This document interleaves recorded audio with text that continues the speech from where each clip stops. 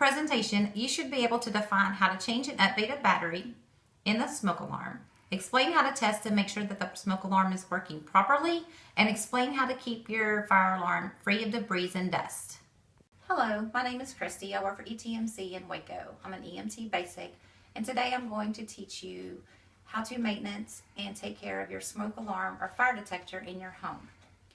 Today, we're going to learn how to install a battery. We're going to learn how to keep debris and cobwebs and dust out of your fire alarm to keep it working properly, and how to test your alarm. And we're also going to learn when we test our alarm and how many times a year this needs to be done.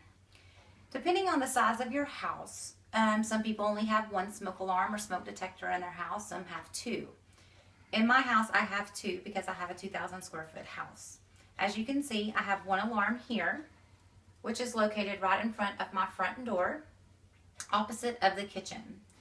And as we walk around, I'm going to pick up a tool, keep going, and we're going to walk down my hallway. And this is where you will notice where the second fire alarm is. So the first thing that we're going to do today is I'm going to teach you how to install the battery on this fire alarm. When the fire alarm is open, it just has a little clip at the top that you just push it and it opens up. And you just need to make sure that you dust all the components and all the dust off of it, around it. Where the battery goes in, you want to make sure that it makes a good contact. All smoke detectors call for a 9-volt battery. Buy anywhere, Walmart, HEB, over the counter pretty easily.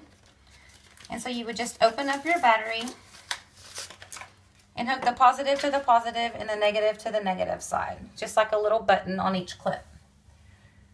So you have two little safety mechanisms that hold the little battery in place, and you're just going to place the battery in there and press it down till you hear it click. Therefore, the battery is installed. Again, I would wipe it down just to make sure that everything's good contact and that it's on there very sternly and that nothing's in the way of it. I would also wipe off the front, although it's kind of hard for me to see because I'm a little short on my ladder this morning. And just make sure that there's no dust or debris in front of the button that you're going to use to test, which I'll show you in a minute, and that everything is clean. You can use a rag or you can also use a broom. I choose to use a rag since I'm already up here. So therefore, we'll close the fire alarm and it should be ready to go. So the next thing that we're going to do is we're going to test the fire alarm. On the front of your fire alarm, you're going to see a little button area. This one's clear. Some may be white or black. Some may be red. This one says press and hold to test weekly. So at least once a week, you want to test your battery to make sure that your battery is working properly and that your fire alarm is working properly. So we're going to reach up and we're going to hold the button for a couple of seconds and it'll make a loud beep.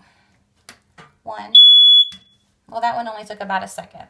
Some are a little bit longer. So therefore, we know the battery is working properly and our smoke alarm is working. Now that we have our alarm in working proper order, you have learned today to install a battery, to clean it of dust and debris, and to test your alarm.